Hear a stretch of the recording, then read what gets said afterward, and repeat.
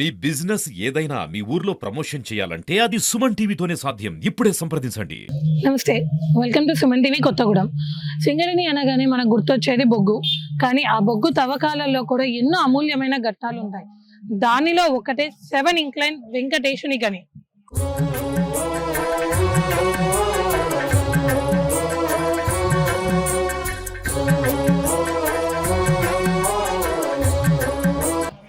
కలియుగ దైవమైన ఆ శ్రీనివాసుడు కొలువై ఉన్న ప్రదేశం.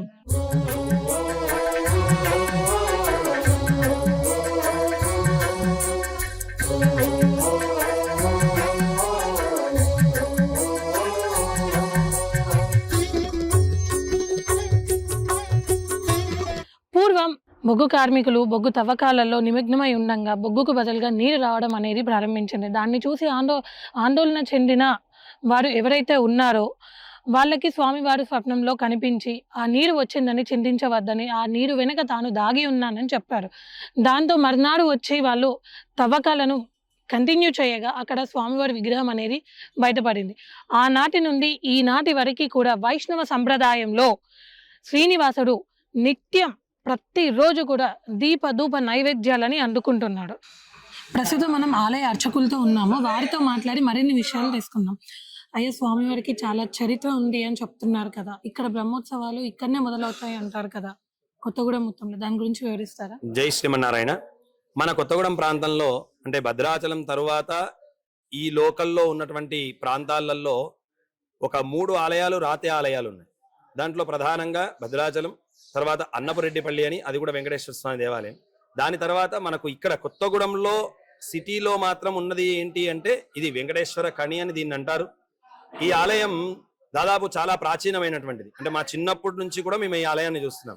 మా తాతలు దీన్ని ప్రతిష్ఠ చేసినట్టుగా చెప్తారు. ఇది 7 ఇంక్లైన్ మైన్స్ వాళ్ళు ఇక్కడ వెంకటేశ్వర స్వామి వారిని ప్రతిష్టాపన చేసుకోవాలి అని వారి మనసులో ఒక ఆలోచన కలిగినప్పుడు మైనింగ్ లో ఇక్కడ వెంకటేశ్వర స్వామి దొరికినట్టుగా ఒక భావన చెప్తారు వీళ్ళు ఇక్కడ.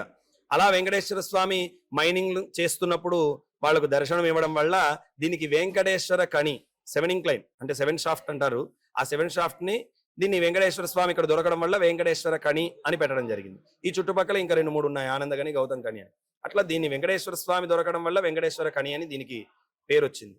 దీంట్లో ఇక్కడ వెంకటేశ్వర స్వామి వారిది రాతి ఆలయం, రాతి కట్టడం.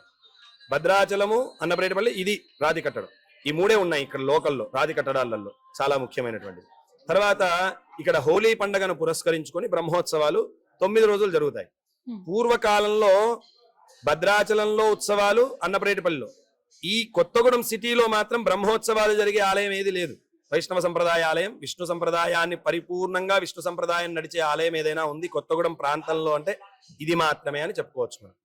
దీన్ని ఆరవెల్లి నారాయణాచార్యులు గారిని భద్రాచలం నుంచి ఇక్కడికి మన మైనింగ్స్ వాళ్ళు తీసుకొచ్చి ఇక్కడ వారి చేతుల మీదుగా వారి యొక్క సలహాలు సూచనల మేరకు ఆలయ నిర్మాణం జరిపించి వారినే ప్రధాన అర్చకులుగా ఉంచి ఇక్కడ ఆలయ నిర్మాణం చేసి ఇక్కడ పూజా కార్యక్రమాలు చేయడం జరిగింది. హోలీ పండుగను పురస్కరించుకొని, దాంట్లో భాగంగా హోలీ పండుగను పురస్కరించుకొని ఇక్కడ ఆలయ నిర్మాణం చేసి ఆ ఆలయానికి ప్రతి సంవత్సరం కూడా హోలీ పండుగని పురస్కరించుకొని బ్రహ్మోత్సవ కార్యక్రమాలు, 9 రోజులు బ్రహ్మోత్సవాలు, దానికంటే ముందు 3 రోజులు అధ్యయన ఉత్సవములు అని చెప్తారు.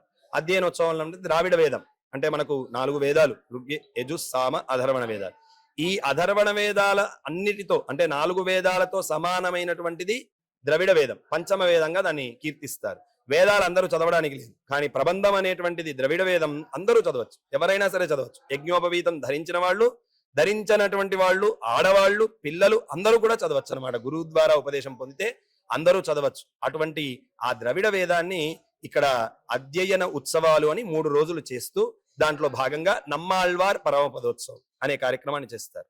అది చేయడం ఎందుకయ్యా అంటే, అయ్యా మేము ఇగో ఆలయంలో, వైష్ణవ సంప్రదాయ ఆలయంలో మేము రేపటి నుంచి బ్రహ్మోత్సవాలు పురస్కరించుకొని బ్రహ్మోత్సవాలు చేస్తున్నాం, అందు గురించి ఈ యొక్క కార్యక్రమాన్ని చేస్తున్నామని స్వామివారికి వేదాలతో సమానంగా చెప్పేటువంటి ద్రవిడ వేదాన్ని స్వామివారికి విన్నవించడం, అది అధ్యయనోత్సవం. అది జరుగుతుంది ఇక్కడ. దాని తర్వాత తెల్లవారు నుంచి విశ్వక్సేన ఆరాధన అంటే ఈ రోజు 19వ తారీఖు, ఈ రోజు విశ్వక్సేన ఆరాధన, పుణ్యాహవాచనం, రక్షాసూత్రధారణ, అంకురార్పణ, అగ్ని ప్రతిష్టాపన. ఈ అగ్ని ప్రతిష్టను సూర్యుని యొక్క తేజస్సు అంటే తన యొక్క కిరణాల ద్వారా ఒక భూతద్దాన్ని పెట్టుకొని సూర్యకాంత శిల అంటారు దాన్ని. ఆ సూర్యకాంత శిల ద్వారా అగ్ని భగవాను పుట్టించుకొని ఇక్కడ జరిగేటువంటి 9 రోజుల అగ్ని కార్యక్రమాలు అంటే యజ్ఞ కార్యక్రమాలు అలా ఇక్కడ నిర్వహించడం జరుగుతుంది. అది ఇక్కడ విశేషం.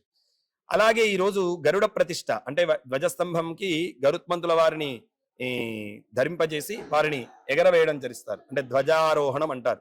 ఆ ధ్వజారోహణం రోజు సంతానార్థులు అంటే సంతానం లేనటువంటి వాళ్ళు, వివాహం జరిగి చాలా రోజులైంది సంతానం లేదు అన్నటువంటి వాటికి ఇక్కడ గరుడ ప్రసాదం కూడా ఇవ్వబడుతుంది ఈ రోజు. తర్వాత ఇక్కడ సాయంకాలం ఎదురుకోలు ఉత్సవం అంటే రేపు కళ్యాణం జరగబోతుంది స్వామివారికి. అంటే పాల్గొన శుద్ధ ఏకాదశి రోజు ఇక్కడ స్వామివారికి కళ్యాణం నిర్వహిస్తారు ప్రతి సంవత్సరం కూడా. ఆ పాల్గొన శుద్ధ ఏకాదశి రోజు ముందు రోజు అంటే దశమి రోజు సాయంకాలం స్వామివారికి అమ్మవారికి ధ్వజస్తంభం దగ్గర ఎదురెదురుగా వేంచేపు చేసి ఎదురుకోలు ఉత్సవాన్ని చాలా వైభవంగా ఇక్కడ నిర్వహించడం జరుగుతుంది. మీరు భద్రాచలంలో చూస్తుంటారు టీవీలలో. అలాంటి ఉత్సవాలు ఇక్కడ జరుగుతాయి. తరువాత 20వ తారీఖు అంటే పాల్గొన శుద్ధ ఏకాదశి రోజు రేపటి రోజున చాలా వైభవంగా మంగళ వాయిద్యాల నడుమ మంగళ తోరణాల నడుమ అశేష భక్తజన సమూహంలో స్వామివారి యొక్క కళ్యాణ మహోత్సవం చాలా వైభవంగా పాంచరాత్రాగమోక్తంగా ఇక్కడ కళ్యాణ మహోత్సవాన్ని నిర్వహిస్తారు. అది రేపు 12 గంటలకి ప్రారంభమవుతుంది. సాయంకాలం యథావిధిగా నిత్యహవనం అంటారు. ఆ నిత్యహవన కార్యక్రమం ఉంటుంది. తర్వాత జరిగేటువంటి 8 రోజులు కూడా 7 రోజులు కూడా స్వామివారికి ఉదయం నిత్యహవనము, సాయంకాలం రథోత్సవం. అంటే పూర్వకాలంలో ఇక్కడ ఒక గ్రామం ఉండేది. ఆ గ్రామంలో రథోత్సవాలు జరిగేవి. కానీ ఇప్పుడు ఈ గ్రామవాసులందరినీ తీసుకెళ్లి కొంతమందిని రుద్రంపూర్లో, కొంతమందిని గౌతంపూర్లో, కొంతమందిని ఏమో 3 ఇంక్లైన్ బంగ్లోస్ అంటారు కదా అక్కడ ఉంచడం చేత ఇక్కడ ఉన్నటువంటి ప్రజలందరూ భగవంతుని దర్శించాలి అనేటువంటి కారణం చేత ఈ 3 ప్రాంతాలకు కూడా స్వామివారిని రథోత్సవంగా తీసుకొని వెళ్తారు. సాయంకాలం కూడా జరుగుతుంది. అంటే 3 ప్రాంతాలకు కూడా స్వామివారి ఉత్సవ విగ్రహాలను తీసుకొని వెళ్తారు. రుద్రంపూరు, గౌతంపూరు, బంగ్లోస్, 3 ఇంక్లైన్ బంగ్లోస్, ఈ 3 ప్రాంతాలకు. అంటే వాస్తవంగా శాస్త్రపరంగా పొలిమేరు దాటకూడదు అంటారు. కానీ ఇక్కడ భగవద్ దర్శనం అందరికీ కలగాలి. ఇక్కడ ప్రజలు లేరు. బ్రహ్మోత్సవం అంటే ఏంటి? భక్తులందరూ కూడా ఆనందంగా స్వామిని దర్శించడమే బ్రహ్మోత్సవం. అటువంటి భక్తులు లేకుండా స్వామికి ఉత్సవం చేస్తే దాంట్లో స్వామికి ఆనందం ఉండదట. భక్తులందరూ తనని చూడాలి. ఉత్సవం రథోత్సవానికి ఎందుకు వెళ్తాడట పరమాత్మ అంటే తన దగ్గరికి రాలేనటువంటి వాళ్ళని తాను తరింపజేయడం కోసం. అంటే ఇగో నేను వచ్చాను చూడండి, ఒకసారి నన్ను చూడండి, నన్ను దర్శించుకోండి, మీరు చరితార్థులు కండి, మీరు తరించండి అని చెప్పి పరమాత్మ తనను దర్శించుకోలేనటువంటి వాళ్ళకి తన దర్శనం ఇవ్వడం కోసం వెళ్తాడు. అటువంటిది ఇక్కడ గ్రామం తీసేశారు. ఈ గ్రామ వాసుల్ని తీసుకెళ్లి 3 ప్రాంతాల్లో ఉంచాడు. అందువల్ల తన దగ్గరికి పూర్వం నుంచి వచ్చినటువంటి వాళ్ళకి తన దర్శనం ఇవ్వడం కోసం తానే స్వయంగా వెళ్ళి ఈ 3 ప్రాంతాల్లో కూడా తన దర్శనాన్ని ఇవ్వడం జరుగుతుంది. అలా వచ్చిన తర్వాత మళ్ళీ స్వామివారికి ప్రాయశ్చిత్తాలుగా అభిషేక ఆరాధనలు చేస్తారు చివరి రోజున. ఇక్కడ మనకు ఫిల్టర్ బెడ్ అని ఉంది. ఆ ఫిల్టర్ బెడ్ మీద స్వామివారికి ఆ నీటి తొట్టి అంటారు కదా, ఆ నీటి తొట్టిలో కోనేరు అని అంటాం మనం. ఆ కోనేరులో చక్కగా తెప్పోత్సవం చేసి స్వామివారికి అవభృత స్నపనం చేసి మరలా స్వామివారి నిత్య పూజలు కొనసాగించడం జరుగుతుంది.